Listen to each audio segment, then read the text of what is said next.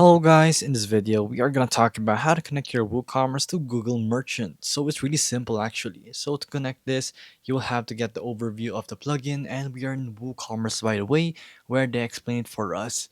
So let's skip this part and get started with the plugin. So you'll have to go to Marketplace and then look for the Google plugin.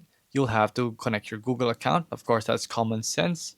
Between two of us, I think you already know that step. So sign in with your Google and then it will redirect you to the Merchant Center.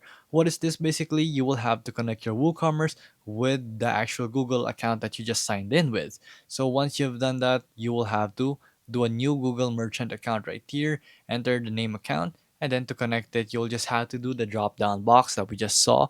And then from there, you will have a 500 USD added credit once you do that. And then from there, you will connect existing accounts if you have one. So if you don't have one, you can create one, and from there you will have to configure.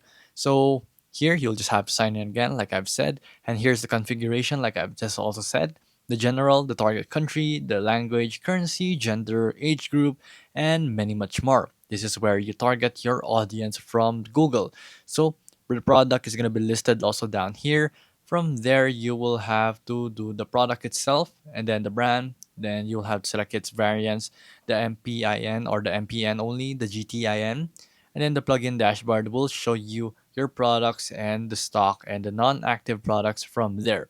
So also the products will show you every attribute that you'll need to know in your dashboard basically. And from there, it's already connected. And the rest we don't really have to talk about. So that's only how you connect your WooCommerce to Google Merchant Center. I will teach you in another video on how it works and what you can do with it. So there you go guys. If this video was helpful, please hit the like button and don't forget to subscribe.